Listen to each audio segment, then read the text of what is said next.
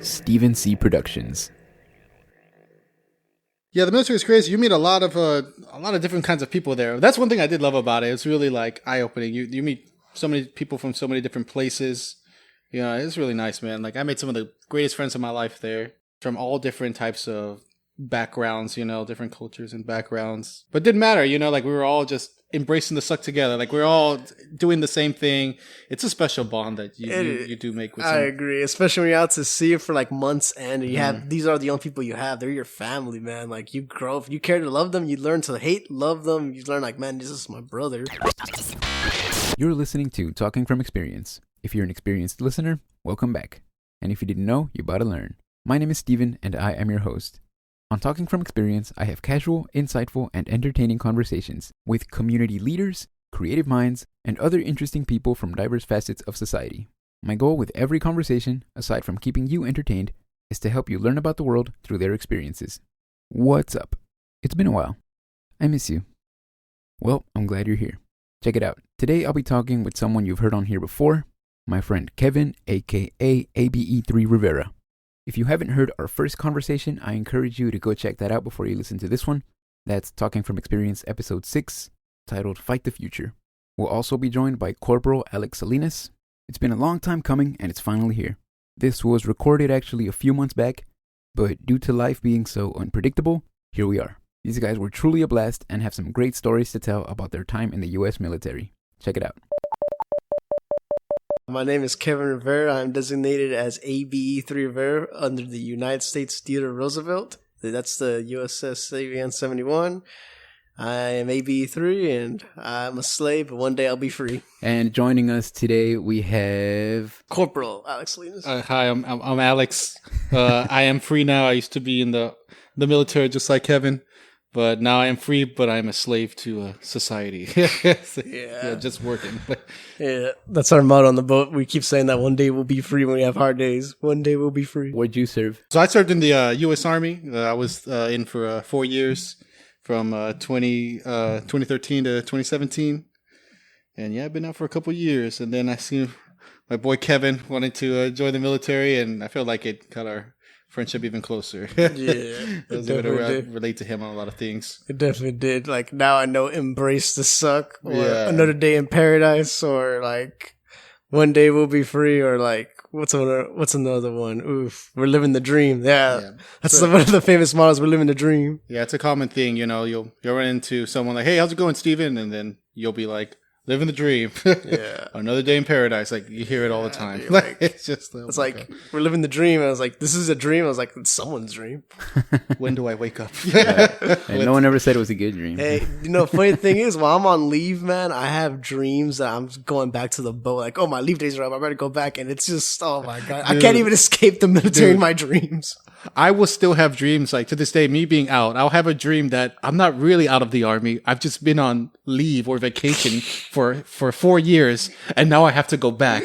And I've gained so much weight. I'm like, I can't fit into my uniform. I don't even know how to do my job anymore. It is a horrible nightmare. Like, it really feels like I have to rush. And like, I'm back at Fort Bliss in El Paso and trying to remember my job, trying to fit in my clothes. And there's so many people I don't even know or recognize. And oh man, it is a horrible nightmare. And then I wake up. Yeah, it's I'm like, oh, thank God that's over.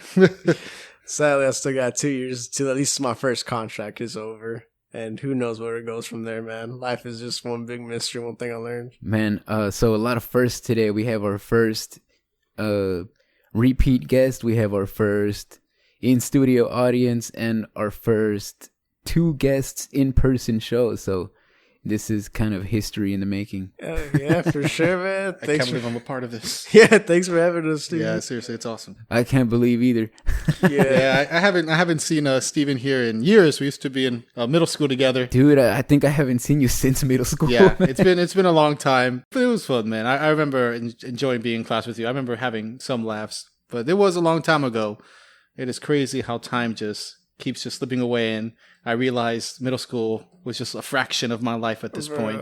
10 years ago, we're going to be graduating high school. That's crazy. Yeah, hitting the 10th anniversary. Graduated in 2013. I can't believe that. The guys call me old in the boat, man. I'm not even 30. Man. Yeah, I was telling Kevin the other day, me and him were playing online on Xbox, and I was like, hey, Kevin, I was like, man, have you noticed, like, a whole new generation is here? Like, when me and him used to be playing, like, video games when we were, like, 14 or 15, playing, like, just playing all day and all night, I was like, there's a whole new generation of people doing that now. Like, just how we used to do that, playing Left 4 Dead all day, you know, Super Smash Brothers Brawl on the Wii all day and all night with our friends. Like, other people do that now. Like, there are other 14, 15-year-olds, but playing, I don't know, Fortnite. Yeah, they're not playing Fortnite or Call of Duty Warzone or something, you know, stuff like that. It's like, our generation was different. It was like, hey, let's hop in Modern Warfare 2 after school, you know, things like that. Or let's hop into Halo 3. It's not that different. Yeah, no, it's... Yeah, so that's where we landed, boys. Yeah, I feel old. Like, man, those were the good old days. Back when games had passion. Yeah, that's a little jarring when I think about things like that. Dude, yeah, when multiplayer, like, people had to be at your house, man. Oh, dude, heck yeah, dude, those were the days. Freaking Halo 1, dude. Dude, Halo 1 goes hard, man. I love it. Now you can just find those games on PC. Yeah. You can play like a 64 game on PC, but now you can play it online. You know, hey, that's true. That Nintendo Switch emulator is Switch too, nice, bro. I swear, everyone, that's the most popular console on the boat is the Nintendo Switch. It's just so convenient to play. People love that thing. Everybody has a Switch, man. Like, for work, like I'm a technician, so I install internet and all that. And yeah, so I always see, almost every house I go to, there's always a Nintendo Switch there. Yeah, it's a pretty solid console too, man. Heck yeah, dude. Yeah, it's fun. Yeah. You need something to keep you preoccupied when you're in the middle of the ocean. Might as well have that or a laptop. There's a lot of people that watch animes or, you know, Demon Slayer was a popular anime during deployment. Remember that? People loved the hell out of that. I remember we were also watching Kong versus Godzilla. That was a popular movie during deployment. And, you know, there's a scene where Kong is fighting Godzilla and they're fighting on an aircraft carrier. They're fighting on the USS Nimitz, and we kept joking around about, like, how wrong they were during that entire scene. Oh, yeah. Yeah, like, they had flight operations. Like, wait, where's the JVD op? Where's the holdback operator? Where's the plane handler? Like, we can't launch those type of jets on the flight deck. Yeah, it was funny, but that's so interesting. Whenever you know a trade and then you see it portrayed in a movie and it's like, that's not real. Yeah, exactly. That's not exactly how it goes at all. You know, jets don't automatically line up perfectly with a catapult. It doesn't work like that. Yeah. Oh man, I bet now when you watch movies and they're like, there's military personnel in the movie, you're like, hey, that's not how you wear the uniform. Yeah, exactly. I'm like that too. They they had Transformers. What was like the Fallen Knight? Why was the CEO wearing a hat on the sub? Yeah, you don't wear that, man. Or I'll see like, you know, like army personnel, soldiers, and they have like a beard and they're wearing their uniform all wrong. They're wearing their hat, their PC like not parallel to the ground. I'm like, oh, what are they doing? Exactly. Or they have no patches on. I'm like, what are you wearing? Yeah, you know, Top Gun Maverick, they actually filmed that on my boat. That was actually filmed on the USS Theodore Roosevelt, which is amazing. But there was the Master Chief had his NWUs. You don't wear your NWUs out to sea. What's that? Is that like the dress uniform? Yeah, that's like the basic naval working uniform, the camel one, the green camel one. Yeah, you only wear your coveralls or your flight jersey, whatever works best. I see. Yeah, but it's funny now that you're military, you know how stuff works. But they do things in Hollywood just to make it a little more exciting or add pizzazz to it, more sexy. That's why they have the beards. Yeah, dude. Like, you can't have a beard. You don't look as rugged. Yeah, exactly. Man. That's interesting. Yeah, it would be pretty rare, I think, when you find a movie that's pretty accurate. Yeah, but maybe that is more boring. Yeah, because let's be honest, we live life. We know it's not that exciting, man. In fact, if exciting stuff is happening, something is going very, very wrong. That's funny. Man, even when you see in movies where they're shooting guns, like, there's no light that comes out the end of the gun. There's so nothing funny. like that. I've fired quite a few firearms. I'm like, yeah, there's nothing like that. Oh yeah, how do you like using firearms? I don't think I've ever asked you about. Nah, I've only used it during basic training, and I've done shooting range over there in Washington, but it's pretty fun, you know. You don't have to like qualify. No, the only people that qualify are people in security or MAs, Master at Arms. So they're the ones who had to qualify. Okay. Everything else, you had to have your permission or special training for. Okay. But right now, as an ABE, I have no use for firearms. I don't do nothing like that. I launch aircraft. Okay. That's my job. I launch and recover aircraft during flight operations. Yeah, when I was in the Army, like, everyone has to qualify with their weapon, because in there it's like you're a soldier first. Like, it doesn't matter if you're a cook, if you're, you work in IT, like, you're a soldier first. Yeah, I'm a firefighter. I'm a scene lead. I know that. I take pride in that. I'm a scene lead ABE, so I can literally take charge of any casualty. Like, if there's like a fire, flooding, toxic gas, they'll be like, Rivera, take scene lead, like, or be investigator. I take pride in those two things, and like, I can lead the casualty charge if I have to. hopefully we don't, but you got to be ready for the worst, man. Like, what if Ultron comes and blows up the ship or something like that and flies away? We'd be in good hands with you, Kevin. You would stop anything. Yeah. You're like One Punch Man. They probably won't even thank me for that, too. They're just saying, whatever. Good job. Nice job. They don't even acknowledge you. Yeah, that's how it is, man. It's a thankless job. It really is, the military. Everyone else would take credit for it. We all did a really good job. Yeah, like, oh man, dude. Trust, I think I can speak. There's some people here that just don't do nothing in the military. They're just so lazy and like, oh my gosh, bro. Yeah, the military is crazy. You meet a lot of different kinds of people there. That's one thing I did love about it. It's really like eye opening. You meet so many people from so many different places. It's really nice, man. Like, I made some of the greatest friends of my life there from all different types of backgrounds, different cultures and backgrounds. But it didn't matter, like we were all just embracing the suck together. Like, we're all doing the same thing.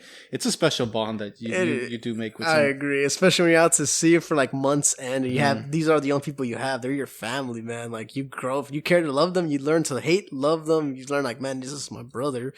And, I never met a Filipino person until I joined the Navy, and there is something, the Filipino mafia, it does exist, man, in the Navy. It's like, all the guys, if you speak Tagalog, you're cool with each other, and like, they always stick together, they always have the hookups, like, it's kind of funny, man. It's like, same thing with me, if someone speaks Spanish and I could communicate with them well, we're like, automatically linked together.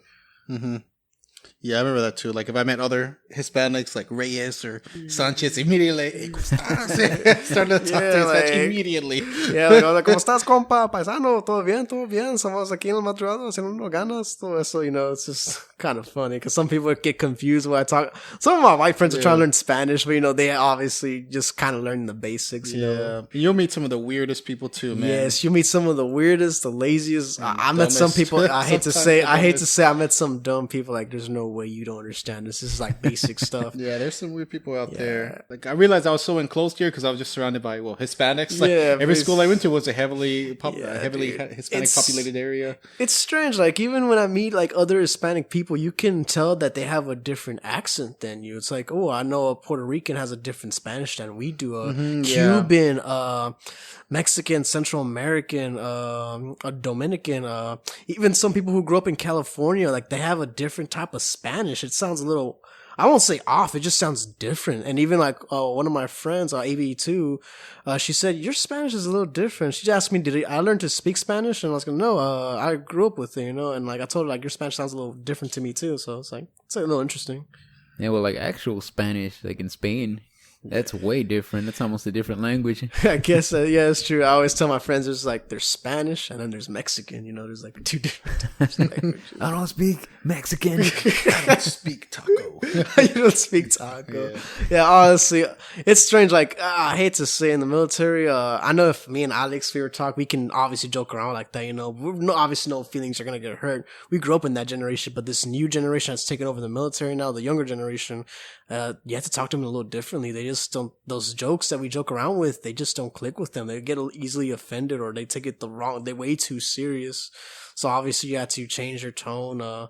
It's just a different generation too. So obviously as you get older, you see that now, and one day it'll be them, How do you mean way too serious or? It's like offended easier. Yeah, they get offended easily. I understand. Like, some jokes are just meant for like lighthearted. They're funny. Like, obviously, if I say, "Oh, you speak Mexican," like, I'm obviously joking. You're speaking Spanish. It's just a different form of Spanish. But some people say, "Oh, that's racist." Like, oh, like, obviously, I know my friends. Some of them know I'm just joking around. Like, some Filipinos joke around like that too. Like, oh, he's Chinese. Like, he's just Filipino. He calls my friend who's obviously Guatemalan. Oh, he's a Mexican. I was like, no, he's Guatemalan. But it's just a joke. It's nothing too serious. Yeah.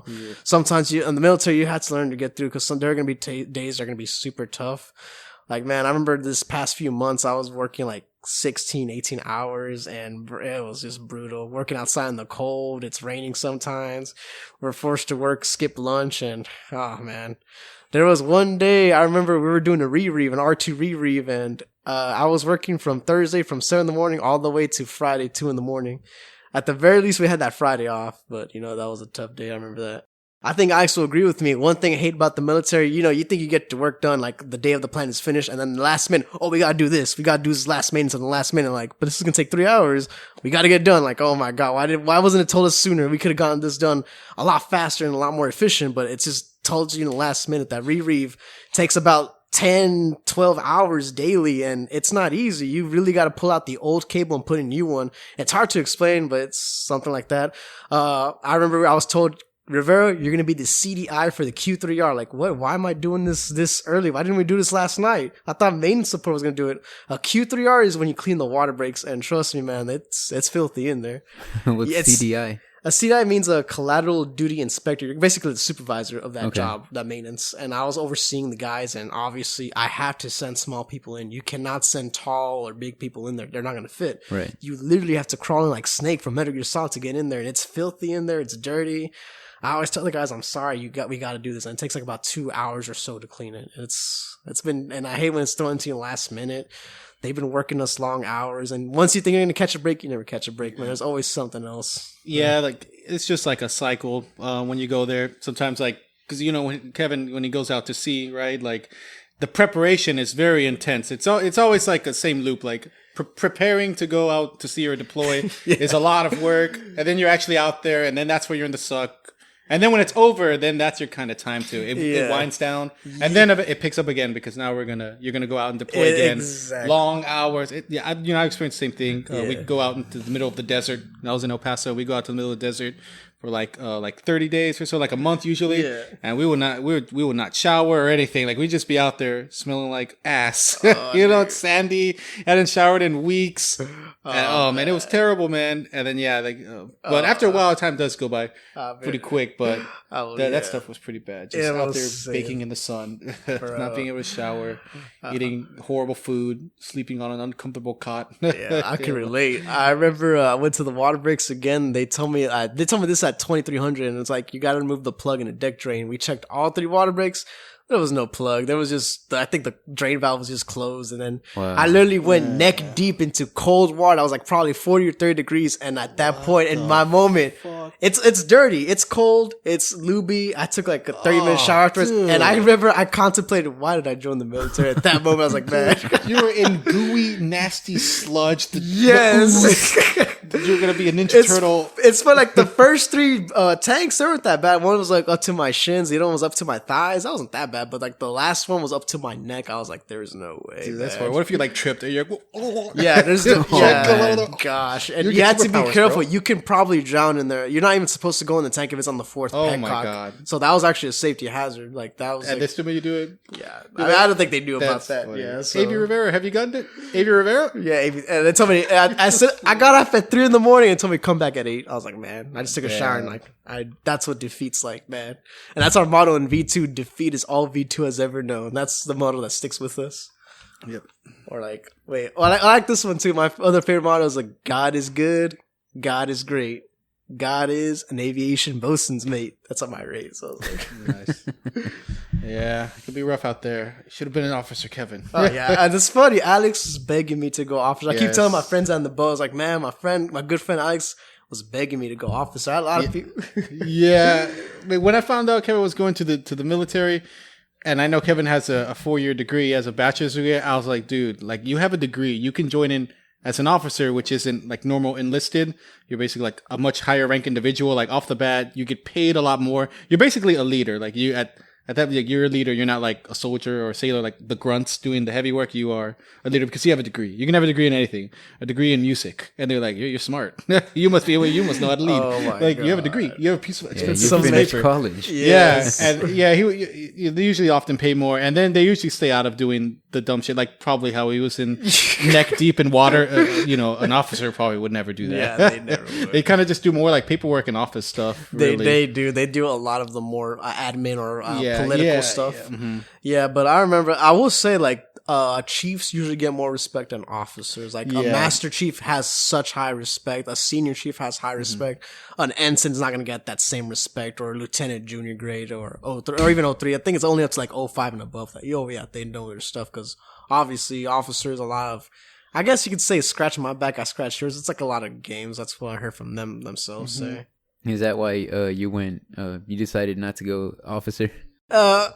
It's like I said, Alex was begging me, but honestly, I didn't know the process to it. I only knew to talk to my recruiter. I think my recruiter was PS1 Williams. I don't think she did me wrong at all. She was very supportive. I'm actually glad she was my recruiter. I feel like she was one of the honest ones.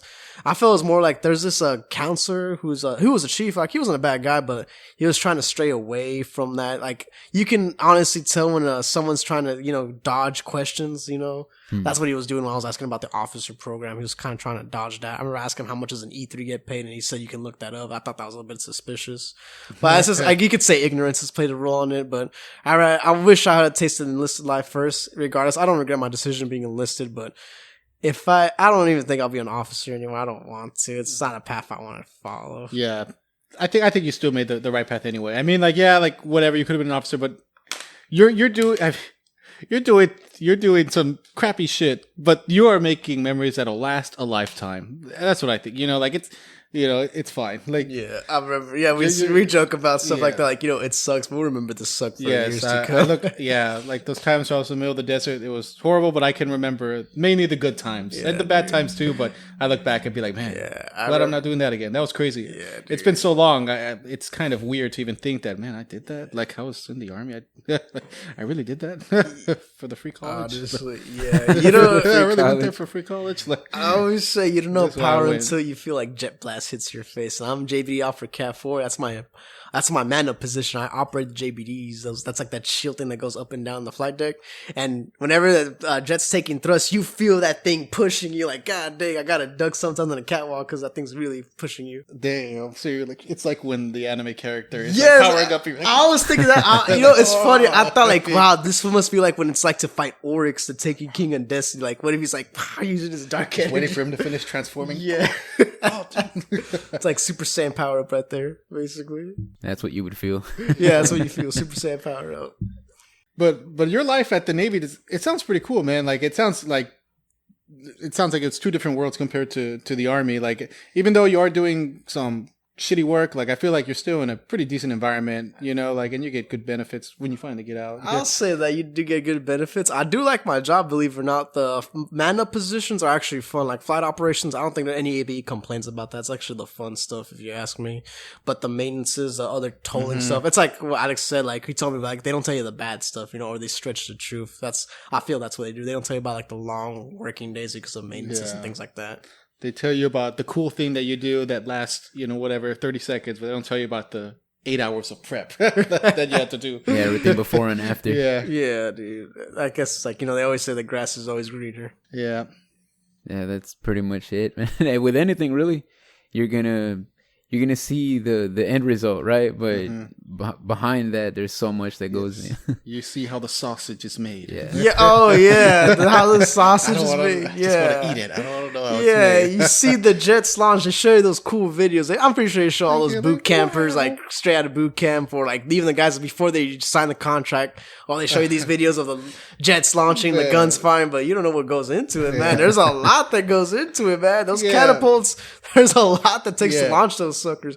I promise you, man, degreasing a launch valve sucks, man. It's literally going in a hot little room and removing all the old grease, and that grease is not cold. It's pretty hot.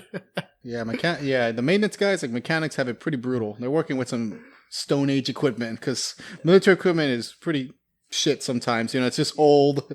It doesn't work as well. And then maintaining it sucks. Like, bro, one thing I hate is laundry day on the Navy, man. It's like first, you got to make up your own schedule, man, because it's not as convenient. You can go to a laundromat here, or if you have a washing machine at home, you can just wash your clothes, right? Mm-hmm. Well, in the military, especially in the Navy, on the boat out to sea, you're not the only one washing clothes. There's only like so many washing machines. I don't understand. There's like 4,000 sailors and they have like this little room for washing clothes, and it's always going to be packed. You lose sleep, you lose your lunchtime, or sometimes you have to go out of your way to ask someone to hook you up to wash clothes. It's a whole mafia business, man. That's crazy. Yeah, dude. Yeah. You gotta know people to get in a certain Honestly, time. I will say that you gotta know people. Luckily, I know people in S2, which is the supply 2, which are the cooks. They hook me up with food anytime I need it. Nice. Like some people are very kind to me like that way, which is great, Being kind and benevolent goes a long way. what are y'all eating out there? What are they hooking? Giving you an extra sausage link? What are they giving you out there? Sometimes they make some good quesadillas, believe it or not. The CS's, they have some cheese quesadillas. Yeah, they have some good cheese bread. Like, they have some good food. They have an extra plate of food ready for you just in case. He's got to know the right people is all. I remember the cooks when I was in the army were rude as hell. Like, they were so mean. Like, I remember there was this one cook, and every time, like, I would always try and be nice. I'd be like, hey, good morning. I'll be like, can I please get the, whatever, the sloppy Joe, whatever.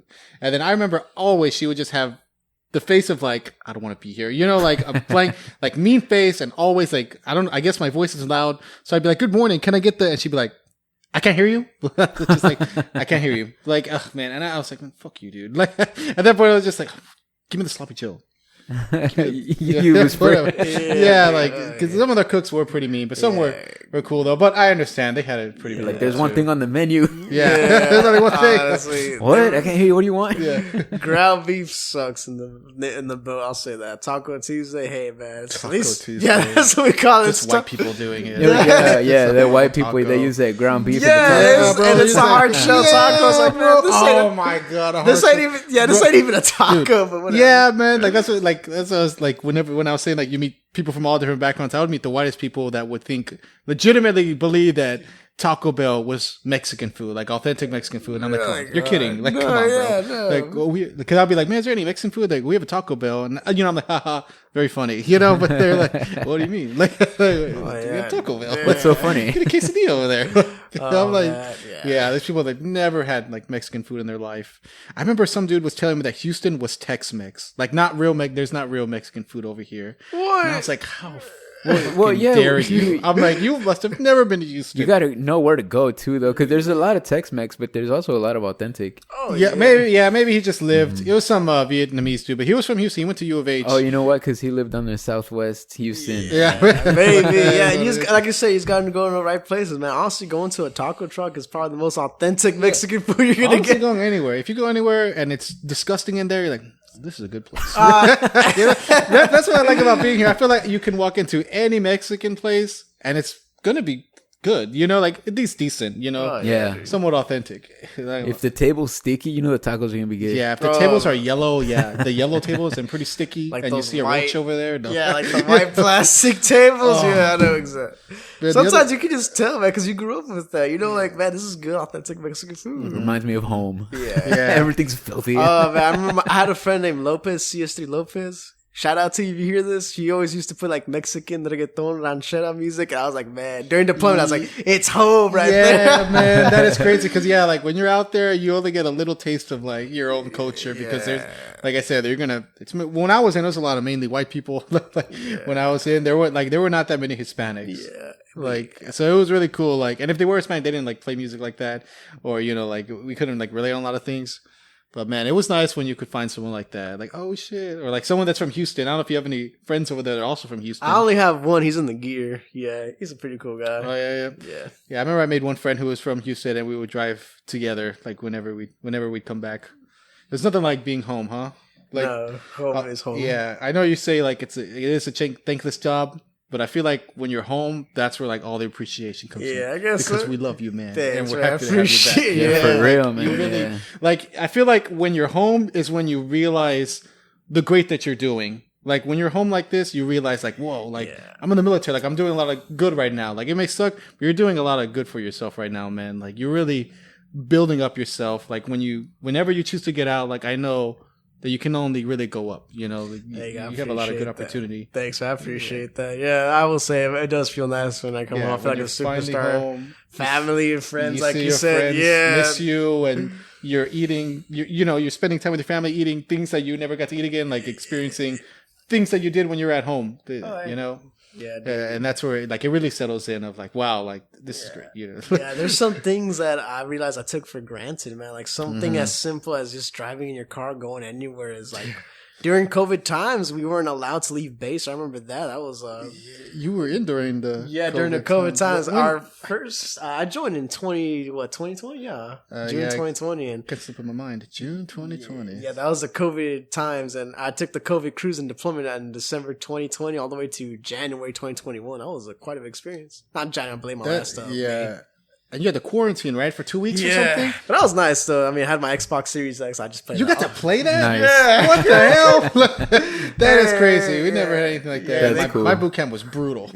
I mean, during like before deployment, that's when we quarantined. But I know during the quarantine and boot camp, that was horrible. That was ass. The only salvation is I got to watch Futurama. I love Futurama. Yeah. I remember when Kevin left. Like I went to the hotel that he was at like the night before he left. You know, like because you sleep in a hotel and then they wake you up right early, right? Like you probably left like at 4 a.m. and you take a bus to the airport and then you're off. So I hung out with Kevin at the hotel before he left. And I remember, like, I think I had a video of you in the elevator, waiting for the elevator. I was recording you. I'm like, goodbye, Kevin. But I remember when I got home, like, I immediately started watching videos of, like, Navy boot camp. I'm like, what is Kevin going to be doing? Oh, man. They were just so exaggerated, you know, because they're being recorded, you know, so the petty officers are just going ham. Yeah. And I saw like the swimming and everything. I saw people get out, fall out. Do you think brainwashing works? It's kind of what they do in a sense. I mean, not literally, but like the things they get you, the patterns they try and get you in. Dude, it's to get you to think a certain way or just act a certain way, walk a certain way. Yeah, it's funny, man. I think my petty officer could still come over here and make me get ready to, like, I don't know, get marching or go kill Cthulhu or some shit like that. I always joke around like that. Yeah, man.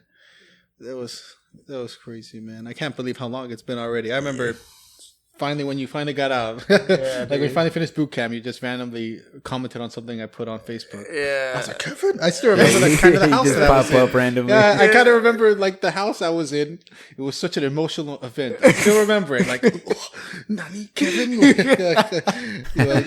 just like casually replied to something. I remember that day where I was finally out of boot camp and we were taking a flight all the way to Pensacola, Florida. That was where my A school was located. It was just such a relief. And I remember I was trying to watch Halo Infinite videos because they released a gameplay demo while I was in boot camp. I remember when I was in boot camp, the new Super Smash Bros. For the Wii U was coming out, and I was super hyped because I love Smash Brothers. So when like we got an opportunity like to call our family, which would happen like once every other month or something like that, or like once a month, we finally got to call our family for like 10 minutes. I remember I would also like look up like Smash Bros. Like new characters got released, like. It was crazy, just being like that disconnected. It was almost kind of like jail. Like I remember everyone talking about like, man, when they finally get out, man, it was like white people, but they'd be like, I'm gonna go to Cracker Barrel. Like Cracker Barrel, man. Like what are you gonna do when you get out, man? Like when you finally get out of boot camp? Because when you get out, you have a family day, and that's where your family can come and pick you up for a couple hours and go out to eat or something, whatever y'all want to do. And everyone would always talk about that, like anticipating. We didn't have that at all, man. Yeah. Because of COVID, the base was completely strictly locked down. There was a point where the freaking RDCs couldn't even leave boot camp. They had to be there on base, sleeping with the recruits. That must have been a nightmare. Luckily, I was like a few weeks after that, so I luckily avoided that. How long were you in boot camp? It only for 2 weeks, but they compressed it because it was a COVID. So 2 weeks in quarantine, but 6 weeks of the actual training because they compressed it a lot. Because you have to think it does take money to send these guys to boot camp. It takes money to rent out the hotels. You had to quarantine, so they don't have time for that. It's just it was a unique experience. You can honestly say it was like history in the making in itself. Because like I don't think anything like that ever happened prior. I can't even remember how long mine was. I think I want to say maybe it was like 9 weeks, maybe 9 to 12. It was a while. I remember at least like 3 months or something. Yeah. What was yours like? Yeah, it was pretty intense. I wonder if I can still find videos because I remember like when it was over, like it was being filmed, like like people were like filming it. Man, I'll never forget getting there for the first time. Like when we finally got to the area we're gonna get like registered in and everything. We're gonna do all our paperwork. I remember they were recording us. You're like, get out, hurry up and get in, And I remember someone took my bag, right? Like someone accidentally took my duffel bag because we all had our little bags with us, and they were all the same color. They're all just green. Oh my god! Right? Like, and then it has your name on it, sure, like on a little card. And someone accidentally took mine, and I remember we were in our orientation. Like it was just a bunch of seats. We're all there. We still have our hair before they're about to shave it off. Oh, yeah. Everyone's nervous, like, because everyone's fucking scared, like, this is it. Like, everyone, I know everyone at that moment is contemplating their life decision. We're all thinking the same thing. It's the what same have I thing. done? Yeah, I think yeah. that's for any boot camp Yeah. in general. It's like they're supposed to break you out of the civilian lifestyle. Yeah. Eventually, you do get used to it. Looking back at it, boot camp wasn't really that hard. It's just do what you're told. The other thing I always tell people is just be good at cardio. That's one thing you have to be good at. I know some guys that sadly were kicked out because they just couldn't run. I think it was just like a physical condition though. Yeah. Well, that's crazy. Yeah, for sure. That is what they try to do. I remember that's what our drill sergeant would tell us. The point is like to break you down and build you back up. Like break you down. But yeah, it was pretty intense for me. But I remember when that guy took my bag though. Like I remember I was kind of like, I was young. Like I think maybe I was 18. I was really young. So I was really like stressing out about my bag. Like, oh my God, I lost my bag. They're gonna yell at me. They're gonna kick me out, or something. I was like, I have to tell them someone took my bag. And I remember like, like I said, the drill sergeants were doing the orientation and all that. They were huge. Like, all right, we're gonna fucking, whatever, do what we fucking say, all this shit. And then I remember like, they're like, any questions, and obviously no one's going to say anything, but I'm like, I have to tell them about my bag. So I got up, in parade rest. I was like, yes, I have a question, Drill Sergeant. I remember as soon as I said that, all the cameras, they all like turned to me. They're all looking at me. And I was just so nervous. Like, cause I don't think they expected anyone to ask a question. So my dumb ass stands up cause I lost my bag. Then I just remember all the cameras turning to me. And I was like, I sounded so stupid. I was like, it appears that someone has taken my duffel bag, Drill Sergeant. And they're like, does anyone recognize this little kid? Like, and they're like, does anyone have his bag? But the guy who took my bag was like in the back. Like he knew like, oh, I have it. And I was able to get it back. But man, I'll never forget like standing up, it being in the middle, like I think it was the middle of the night or early in the morning. I want to say it was early in the morning, like 4 a.m. because it was still dark outside. So I don't know what time of day that was. I'm pretty sure early in the morning. Yeah. But I'll just never forget that. Like I can remember the tile floor, the benches, like just, cause when something is so traumatic to you, so emotional, you'll remember it. There's some things I remember boot camp. Man. I remember I fucked up a lot in boot camp. There was another time where, I remember, because everything is happening so fast. There's a lot of people there and there's a lot of different formations and, basically like platoons, like, 100 group of people here that are doing this, another 100 group of people, and you have to stay with your group. Yeah. And everyone's wearing the same thing, and everyone just shaved their fucking heads. So we're all just a bunch of bald dudes with horrible haircuts, like in the same clothes. Everything's happening so fast, and everyone is kind of white. So everyone just looks. I don't see his white faces, imagine bald heads. Imagine having masks with that, man. Oh my God! Masks were part of the uniform at one point. That is crazy. Yeah. But I remember I lost my group. I didn't know who I was. It was early, and I remember like they were like, "All right, everybody form up," and everyone quickly like forms up, and I was like, "Where's my group?" And I was in the wrong group. Like I was just there, and eventually I was like, man, I don't know who the fuck, like where I'm even at, like where are my people at? And I had to do the same thing, like Drill Sergeant, I'm in the wrong group, and they did the exact same thing. They're like, come here. They made me stand in the middle of everybody, which is probably like 500 people, and they said kind of the same thing.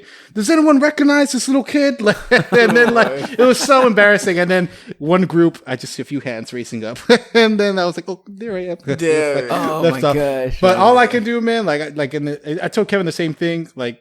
In basic training, just be quiet. Just don't say anything. That's the best. Do what you're told. I would agree that the best is just be quiet. Just do what they say. Don't try to stand out. You're not gonna get any brownie points for being the outstanding recruiter bullcrap like that. I promise you, when you go to the fleet or even in A school, I would say definitely in the fleet, they're not gonna care if you're RPOC, AROC, if you're whatever training PO in the freaking boot in your division, whatever. It's just get by. That's basically it. Honestly, one thing I would say, I would love to meet my RDCs again, Chief Baldwin and Petty Officer Andrew. I just want to see what they would think of me right now. Look, I'm A.B3 right now. Those are your drill instructors? Yeah, we call them RDCs. Recruit Division Commanders.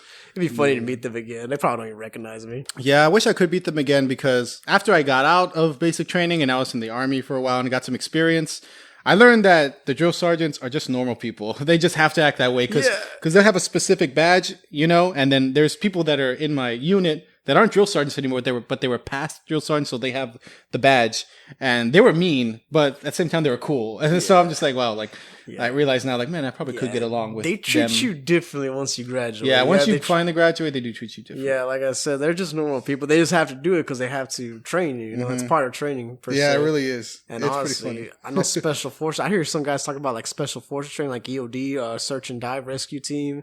It's a whole different shebang. That's actual real training right there, man. They literally train you to do that. So, Kevin, did you got training to basically take charge whenever there's a crisis on the boat?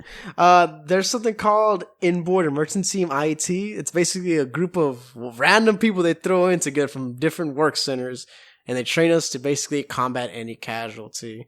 So, you know, obviously you do what you can. You take it for whatever you can get, basically. So I wanted to be as best as I could because they kind of gave me a reason to care. So at first I was a boundary man, which is basically like kind of like crowd control in a sense. And then I eventually worked my way up to the position I wanted, which is investigator, which you rove and investigate the casualty, like what caused the fire, make sure everyone's out of the area, place your boundary man, call in the casualty, and you make contact with DC Central. It's basically there so just in case. This is why we have duty days. A duty day is basically when you stay on the boat for 24 hours for that reason, just in case. We can't afford to lose the ship. So that's why we have an inboard emergency team. So I wanted to be the position investigator. I worked my way up to that, and eventually I was like, why not be scene lead? That's the highest position you can get. So I became scene lead. So now I can actually control the casualty should I need be, but my position is still investigator in reality. And I love that job, honestly. You get to use all your detective skills. Actually, in a kind of sense, yeah, because you investigate the casualty, you investigate what type of fire it is, you report it where it's at, you place your boundary men, and you constantly roll, make sure they're good. You could say that, obviously. It doesn't, like, you're not going to be an arson detective where you investigate, like, the cause of fire. This JP5 caught on fire because someone smoked a cigarette or something like that. No, nothing like that. But it's just basically your best thing is just to combat the casualty and try to, you know, obviously put it out, whatever it is. Yeah, to be take preventive measures for next time. Basically, yeah. Obviously, you're gonna see.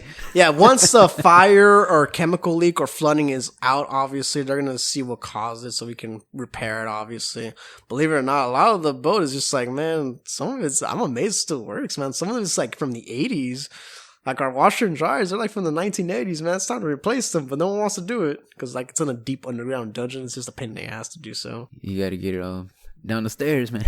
That's the thing. Like, I think it's impossible to get them out from there unless you like actually cut a hole on the ceiling and like yank them out. I think that's how it was done before, man. Wow. Like, so they just built walls and stuff around them? It's hard to explain, but yeah, it's just like the boat is structured in a very unique way. Like, you know, you have spacious doors here. We don't have that in the boat, man. It's very cramped up. I know I'm kind of grateful, I'm sure, because I can easily just walk through, but there's some guys who are like 6'5", 5'11", 6'2", that have to like literally just duck down to go through spaces. It's a little... Oh, man. Yeah. I remember, we had like these vehicles because I was attached to an artillery unit. Like, although I did IT, I was attached to an artillery unit. So those guys would, you know, be in a vehicle called Paladin that looked like a tank, and they would shoot a missile going like miles away. So the point of them was with, you know, if infantry soldiers needed help miles away, they would calculate, figure out exactly where they are, and then shoot a missile miles away, like 3 or 5 miles away, and then land on the enemy and stuff. But yeah, so that's what I was attached to. But those tanks, those Paladins, were very small. And man, same thing. We had dudes that were like 6'2", 6'5", like really tall dudes.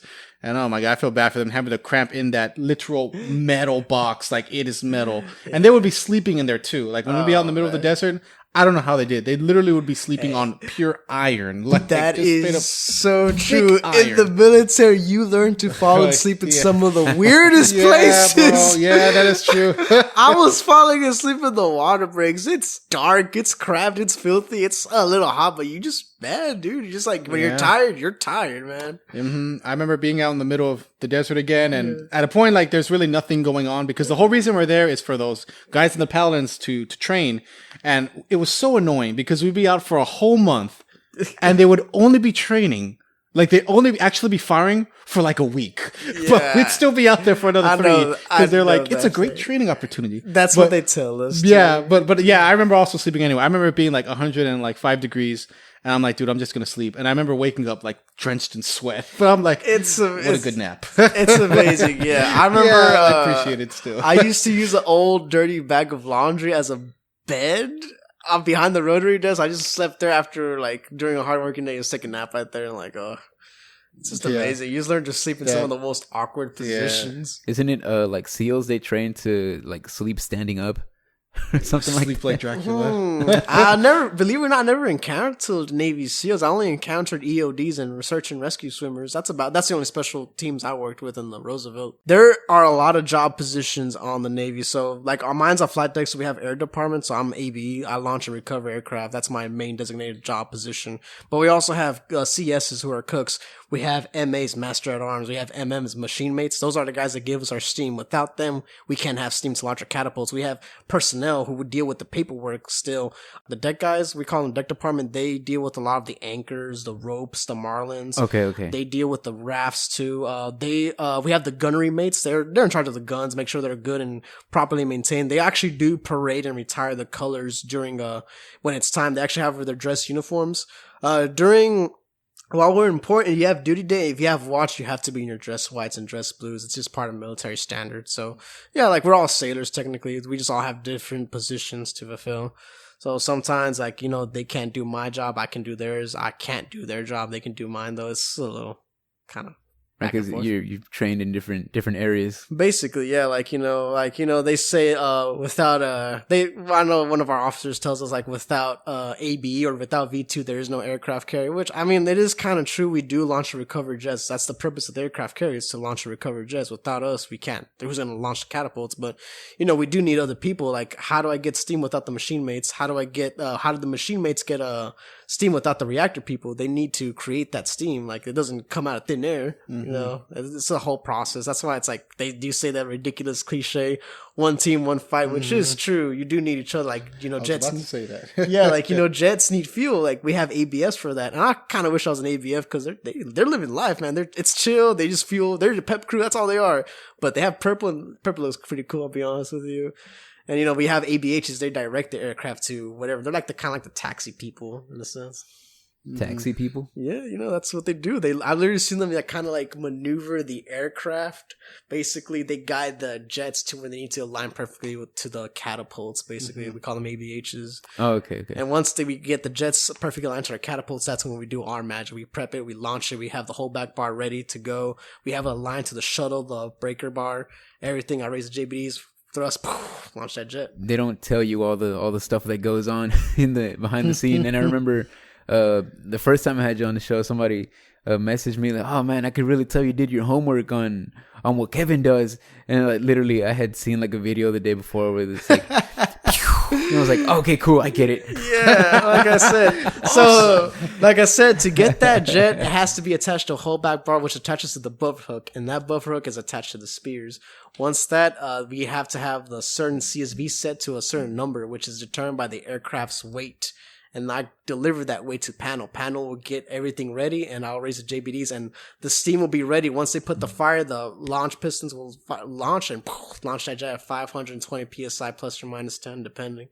So, like I said, a lot of it goes to a lot of math is involved in this. Even I still don't understand everything. Like, the capacity selector valve is like the heart of the launch valves. It controls the opening rate of that steam, of the hydraulic fluid. Like, we just had to know all that. Like, but I will say this, as you do your job, you understand a lot more. Like, I wouldn't understand this crap at all if I was like first year in the boat. But now 3 years in, I'm clicking on me, but I still have a lot to learn, Have you felt that the time has gone by quick, or has it felt like forever? Honestly, I will say it has gone by so quick. I can't believe I'm at 30. I was talking to Alex the other day, like, yeah, I remember I was going to boot camp, and like now, look at me 3 years in. I will say I feel like this year will be the one that breaks me. Looking back at it, last year was bliss. It was honestly a really good year for me last year, but this year, we're going to be doing a lot of underways, Com2X, just going back to sea for like a month and then coming back to port for like a couple of weeks and then going back to sea again for like another month or 45 days. And it's going to be a lot of stress, a lot of jarring because, obviously it's just going to be a lot of training, a lot of bull, but it's just part of the job. It's just part of being in the military. And honestly, I know there's times where I'm going to be praying for a deployment rather than doing all this underways because it's not certain, you know. How long are y'all going to be out? 6 months? Deployment usually lasts to 6 to 8 months. I remember the USS Nimitz during the COVID times, they were deployed 11 months out to sea. No ports, just straight sea. Wow, just straight sea. Yeah, and honestly, I know guys from the Nimitz that tell me like they're done, like they don't want to do it. And they're full of rage now. They're like full of spite, hate. Like, I can't blame them. Like, I'd be like, hey, I want to fight everyone on this boat right now if I was stuck on the boat for 11 months. That is insane. Yes. There's nowhere to go. You're yes. stuck in the I think, ocean. you know, it's funny. I think they gave us a special ribbon for that, special commendation for being in the COVID cruises. It's like a green. The COVID cruisers. Yeah. Yes. And that's what we call it, the COVID cruise, because it really was that. I mean, I will say it's history in the making, but can you imagine having 2 carriers like that? It was definitely challenging times. Next deployment will be a lot better because we can hit ports now, so I can definitely go to those countries I've been wanting to go to. When you hit the ports, how long are you there for? Only a couple of days, like 3 or 4 days. That's still nice, though. It's still nice, but not regardless, you still have duty during deployment. So if you do have duty during the time in port, sadly, you cannot leave the boat. You have to honor that. So this is why I always say duty is the best day for a sailor. What countries are you excited about seeing? I definitely would love to go to Japan. If Australia is an option, I do want to go to Australia. It's just like Japan, Australia, the Philippines. Like a lot of my Filipino friends, they tell me it's a beautiful country. They say Americans, especially white folks, are like superstars. Every Filipino girl wants to go with them. So yeah, here's hoping. Man, that is crazy. That sounds pretty awesome. Like the fact that when you finally land, you're experiencing a whole new country. That is insane. And people who have never really seen Americans. Like, that is crazy. Yes. That sounds like a lot of fun, but be careful. Yeah, that is true. Be careful. They know you're a foreigner. Obviously, there's going to be some bad people that would try to take advantage of you. There have been sailors that have been taken advantage of, sadly. Like how? Kidnapped? Yeah, maybe not kidnapped, but... You're not that far off. Taken for money. I've heard some guys, I'm not going to throw names, but some of them were taken advantage of in a very bad way. Like what, by a... Well, I guess you can't go. Yeah. That sounds crazy. Yeah, like, by another man. Oh, my God. Yeah, but, Brutal. Robbed, extorted, things like that. So they always tell you, be careful, don't go into shady areas. Have what we call battle buddy. You're supposed to have a battle buddy with you. I have 2 that have come in mind. One of them is my good friend James Luna, who I trust very well. I wish I could be your battle buddy. Yeah, Alex would be a good battle buddy. Be hanging out all the time. Like I said, you make some great friends, and sadly, I have lost some good friends. They're gone to other commands, and I remember I talked to Alex about that. Like, you miss them so much, but it's just part of military life. Sadly, when it's time to go, it's time to go. Yeah, that does suck. It does get to a point where, I mean, it happens anywhere, but where like the original crew that you were there will eventually be gone. Like, you'll be there so long that you'll see a whole new group of sailors, a whole new generation of sailors. And it's funny that, like, the OG crew's gone that one deployment with. Now I'm the OG guy that has to teach this new generation. Yeah. That's a little jarring because, like, some of them are kids. I see them like, man, you're just lazy. Like, you don't understand this. But I'll be honest with you, I actually do have faith in this new Waste Cat crew because, people have done it before them, and guess what? People will do it after them. People will keep on doing my rate after I'm gone. They've done it before. They can do it again, That's crazy. You gotta. You gotta. Shout out to V2 Waste Cats. Go Waste. Man. Yeah, I remember, like, when I realized, like, how all my friends were leaving, I remember we had like a lunch or something, a dinner for like one of a soldier that was gonna leave to another unit. I think his last name was Gonzalez. We went to some like Italian place. I don't know what it was, but a lot of us were there. A lot of the IT guys, right? And we were all there. And then I remember like a lot of people were announcing how they were leaving. Like, actually, I'm going to this unit. I'm going to that unit. I remember it was like a group of like maybe it was like eight of us, but those were the people that I started off with, like where I was a dumb little 18-year-old. I didn't know what I was doing. I was still like scared because I had never been alone in my life, like ever. Like, wow. I've never flew a plane or anything like that. I had to figure that out on my own. I'd never been alone. So like those guys like took me under their wing, because I was scared, I would never been away from my family like that, but I had to do it. I had like nowhere to go kind of. So like, so seeing like, I remember, like a lot of them, I realized were leaving. Like they weren't leaving right away, but they all had dates that they were leaving. I'm leaving next week. I'm leaving in 3 months. I'm leaving this. And I remember like after that dinner was done, I remember driving back home, like I just got my Corolla, so things were changing for me too. Like I just got a car, like things were changing there and things were changing with me. And I just remember driving home, like listening to Melancholy Hill from the Gorillaz, and just like that song is amazing and beautiful. And I just remember thinking like damn, like it was just such a melancholy feeling, like a bittersweet moment, like realizing like man, like all my friends are like kind of gone. Like I'm like I was realizing at that moment that man, like all the guys that I originally were here with are leaving, and I'm gonna miss them. Like I'm just like damn, like what am I gonna do? And then new people came in. Like I made new amazing friends. Like it's pretty cool. Like although like some of your friends leave, new ones come in, and that's true. That's true. Life is full of goodbyes, man. Like I said, you'll say goodbye to some of the best people, but you always remember them, and you can always make new friends. But like I said, I will always remember like good friends like Myers. Caleb Myers is a very good friend of mine. Von Bros was my best friend in the Navy. He's gone now. He's actually in San Antonio as a recruiter right now. But like I always remember them. They were good people. AB1 Hofer was a very good teacher.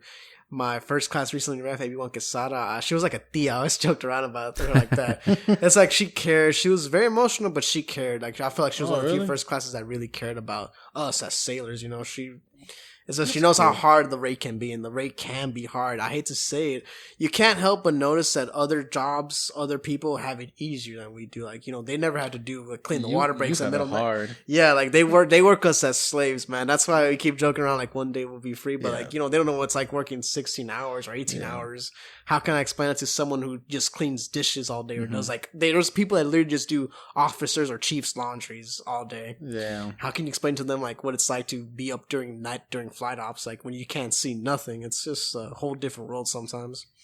Yeah, you have a hard maintenance guy. I had it pretty easy. I'm not gonna lie, because I was the only IT guy with those artillery guys. I was the only IT guy, so like they did a lot of grunt work. I didn't do anything like that because I was the only IT guy. I was like a essential worker, so like those duties that you had to do. That's what they call us, essential workers. Like so it's like you like those duties that you had to do, where you're up for 24 hours. I never had to do a single one because I'm on call. I could be called at any time, so I never had to do any duty like that. Yeah. So I kind of did have it easy, but I would see like those maintenance guys, specifically like the mechanics, literally working like 12 hours, covered in grease, filthy, like hard work all day. Like I just remember seeing them, like they'd come in clean and their just faces are just so dirty. Like honestly, it amazes me. Yeah, they're balls deep, like in that like engine, like they're inside, like they're really in there. I need to buy some Dawn soap before deployment because that grease does not come out sometimes. Ugh, it's disgusting. Oh, Dawn, that soap. Yes, yeah, I remember seeing that. I will say that like if you have any kind of machine rate job, you're gonna work hard and you're gonna get dirty. What does IT consist of in the Army? I say it was IT, but I mean it wasn't like called IT exactly. I was what was called a signal system support specialist. So, like I said, I was attached to this unit, these artillery guys in their tanks, and all I really did was I did administration stuff sometimes. Like if they got locked out of their accounts, I'd help them unlock it. But the main thing I did was I would install their communication systems into those paladins. So I would have radios, right, and then I would install them, and then I'd have a device to send like encrypted data to basically activate them, kind of like what I do, like a technician now, So yeah, like basically I would install all the modems, their communication equipment, which was just radios. I would install them and then, like I said, like send data to it, like with some device so they could work. And then, I would install these other like satellite communications to these bigger vehicles. So all I did was just make sure that they were able to talk to each other. Like while they're out there, firing missiles, they'll be like, coordinate, whatever, 1005 northwest, Sounds that's the point. That's the point of me, so they can communicate. That's all I did. Sounds similar to our VLA guys. We call them visual landing, but they work on our phones, our communication sound powered phones, make sure they're good and stuff like that. Yeah, we have some like similar guys. We call them ITs as well, and technicians. Yeah, they do with that kind of stuff too. They deal more with computer stuff. Yeah, I would install it and have to troubleshoot. And it sucked because, like I was saying, like military equipment is ancient. It's old. Like they're for real crap. Like, and then like they expect me to somehow fix it. Like it feels like you're polishing a turd. Like I guess it looks a little better now. But like it was rough. Like and then I was just thrown into that position. Like there was no one like above me really. Like I didn't have like a sergeant above me, because that's usually how it is. Like your sergeants are like your supervisors, you know, and then their sergeants are like the manager or whatever. But yeah, I had no one to really show me the ropes, so I had to learn a lot of that shit alone. That is one of our mottos in the military and the Navy in general. Like, figure it out. Like, it was trash. I mean, like I had like amazing other sergeants in other units that, you know, I would go to, and man, they're amazing, man. Like, some of those guys were like father figures for me. You know, they really would take me under their wing because I was young, but they knew like I was a nice guy. Like, I guess I had like promise, you know, like I would try. So like they were always willing to help out, but it was always rough, man. Like, it was always like where you would prep, you know, to go out to sea. The days were before we went out to to train in the middle of this for like just a month.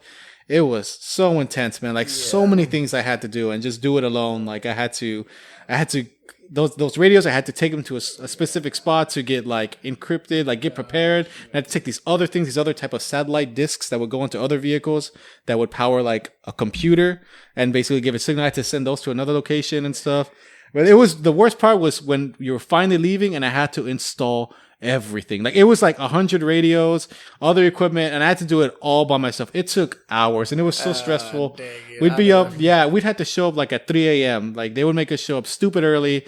I'd be so tired and I'd be extremely nervous. Every time like we were going to the field, I was nervous because it was always like my time to shine. Like, okay, I didn't do really anything over there until that moment. And I was like, okay, I actually have to time for me to work. And it was a lot of work. And I can relate to that. And I remember I couldn't sleep. Like, we had to get up at 3 a.m. We had to be there by 3 a.m. So I'm getting up like at 2 because we're packing a lot of stuff to be prepared for a month. So people are coming in with a lot of bags, a lot of luggage, you know, like snacks, clothes, something to last a month, you know. And I remember, getting up, packing all that stuff, and then knowing like, oh my God, I have to do all this shit. And I can relate to that. I know guys that pack up a whole bunch of snacks before like underways, or especially deployments. But I remember like they were trying to prep us before underway deployment.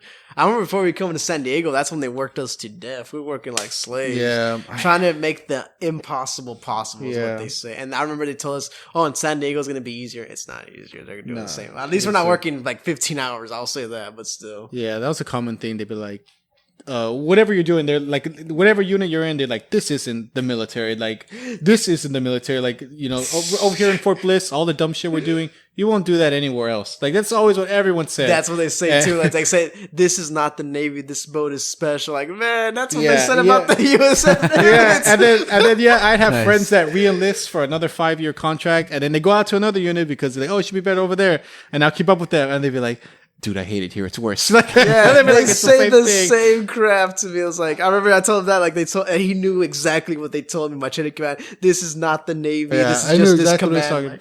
That's why I can relate to Kevin a lot. You know, man, I'm lucky I wasn't one of those guys. I remember there was a time where I was going to re-enlist. Like, my 4-year contract was up. I don't know what was up with me. I wanted to re-enlist and go to Fort Hood or something, which is closer to Houston. Because driving from El Paso to Houston, I did it a lot, but that's 10 hours. There is a naval base in Corpus Christi, I'll say. Oh, that. yeah. I remember there was I think, military base too. Well, I guess the same thing, I don't know. But I remember it was in Corpus.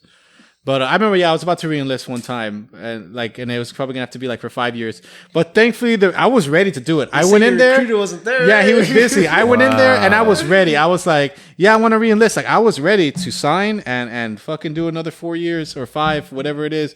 But I remember the recruiter was busy. He's like, hey man, I can't do it today. Can you come tomorrow?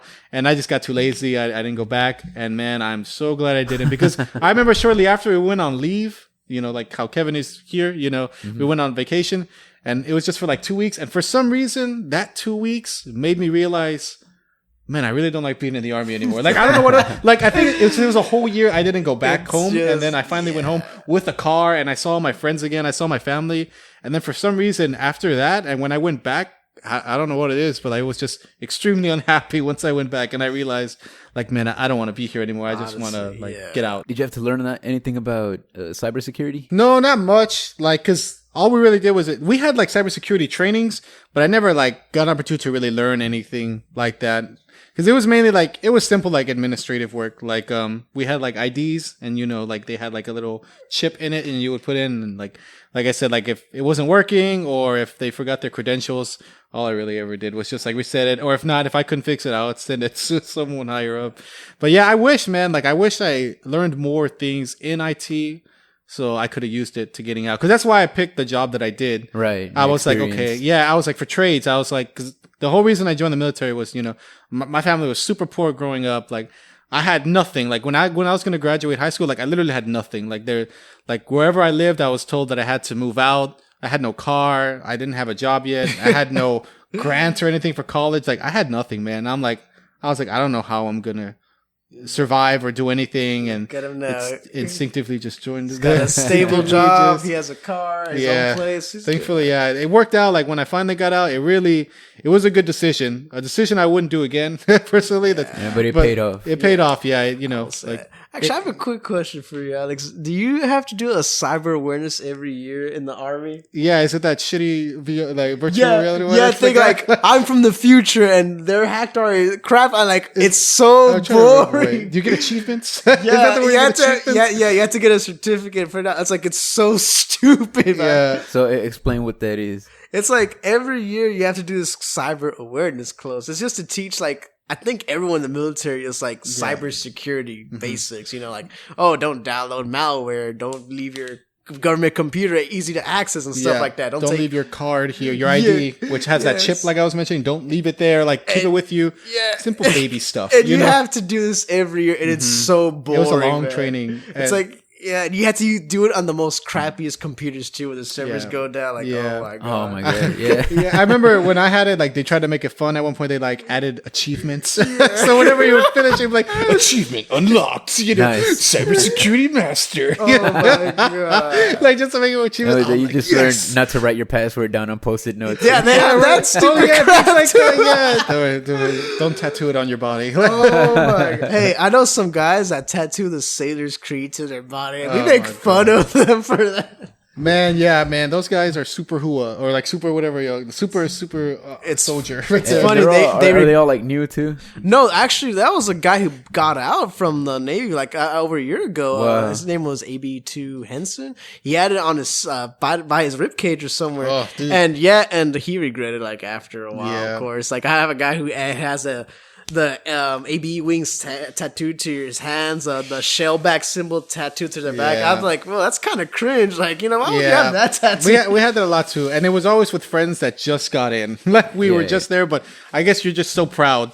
Yeah. You just get it tattooed on your body, and then you just got finished watching all the videos, the recruitment stuff. Yeah. So you're doing it for my country, and Make my own tattoo. I remember me and my friends would joke I'm gonna get the uniform tattooed onto my skin, so I never take it off. It was so funny, bro. It's military nerds. Yeah, basically, yeah. I'm gonna tattoo my face onto my face, so Think of I look those, young forever. Oh man, you gotta get it touched up every time. Yeah, I'll never age. I'll never age. Yeah, man. But yeah, we had to do that cybersecurity. Always had that training was always synonymous. It's in memes, in military memes. If you ever join you should look for U.S. Navy WTF moments. I bet there's a page like that. They probably are. There's some memes I can relate to. Yeah. Now. God damn it. Yeah, it's pretty funny. It's just its own little different group. Its own bubble. You have to be within that bubble to understand some of the inside jokes. But it is a bubble though, because some people there really it's all they've done in their whole lives. They'll be they really encourage you to re-enlist because they'll be there's nothing out there. That's the greatest lie ever told. Yeah, they love it, man. Yeah, but the thing is, it's all those people know. That's all they've done in their lives. So some people talk to you in such a very disgusting, humiliating way, and then you wonder is this really how you talk to people? Dude. And you realize if you've been out there in the real world, you realize you don't talk to people like that. You could report to somebody human resources, they can lose their job for that. Mm-hmm. Yeah. But in the military, they think it's okay to talk down to if you're just a piece of shit. I've been talked to like that, and it did affect me in a very angry way, I would say. And I was just very frustrated after that for sure. And I just couldn't believe I was talking to me, a grown ass man, talked to in such a demeaning way. Mm-hmm. Yeah, I remember I had my fair share of horrible things said to me. I think I remember I told you one of them where it was when I was about to get out, and I remember as I was getting out, I was doing some school thing, to learn some trade to get out. I remember, so I had a replacement, IT guy for me, right? And then it's just a common thing. Every unit always thinks their IT guy sucks. I remember there's this guy in another one who was I feel the best IT guy in the whole unit. He was so smart. He knew everything. But I remember I had to help him with his unit, and I remember those guys were like, "Oh, I'm glad you're helping, man." His name was Osberg. That Osberg's a fucking idiot. Like he doesn't know anything. I'm like, "What are you talking about?" Like I think to myself, like, "Dude, he knows everything." But anyway, yeah. So I remember I had a replacement technician, and then I remember I had to go back to my unit from the school I was doing just to like do like a weigh-in or something. And I remember like standing in line, and the sergeant, named like Sergeant First Class Smith, he fucking hated me, dude. Like he hated my ass because I remember I could never fix his equipment. Like it was just shit equipment. And it was like stuff I honestly didn't even understand. And I would ask for help from other sergeants, but they didn't work with that specific equipment, so no one ever knew. But I would try to get help from civilians. But anyway, yeah, I remember like, it was difficult equipment to fix. And yeah, I remember he passed by me while we were standing in line, and then like he saw me, he was like, "Hey." Like I remember I'm just standing in line, he just came up to me, and he was just like, he's like, "So we've had a new technician for a couple weeks now," and then he like went to my ear, and he's like, "And he's made me realize how useless you really are," and then just left. It was the most fucked up thing, bro. And I remember I was about to get out, so I didn't care, and I just laughed. Like I was like, "Yeah, it's good to hear," and then that was it. Like you can think you're doing well, and you think you're honest to God are trying your best. You're literally giving an effort, but there can always be that first class or chief that just talks down to you, say like you're shit, you're nothing. Like I don't know if that's like their way to encourage you to do better, but that honestly does affect people in a negative way. I would never tell it to my younger sailors. I don't want them to make them feel like they're less than what they are. They're not. But, like I guess there is a certain form of training, but you shouldn't really make people feel like they're trash or useless. That's not the way it goes. I can imagine it works for some people, right? But I feel like for a lot of people, it doesn't really. Because like it makes you mad. It makes you like, if I'm trash, why am I doing this for you? Like, why should I give a damn what you say or do? I still believe in the military chain of command because that's what I was trained to do. Disobeying that would be like slapping the face to my RDCs who trained me to be the sailor. But you know, sometimes you just have to kind of realize sometimes you may have to take it too personally. So that's why they tell you don't take things too personal in the military. It's just all what ifs and ors, you know. Yeah, and then it's the people who trained them that were like that, so they're like, "Oh, well, I did a good job, so this must be the correct way," you know? Yeah. They were always told to just have thick skin. Because in my unit, it was pretty grunty. Because like I said, those artillery guys, it's mainly all males. There's not really any females where I was at, so it's just a bunch of dudes. And then some mean ass like sergeants. So like we just showed no mercy because we're just a bunch of men, you know, like it's a bunch of guys. So like, they often showed no mercy. Yeah.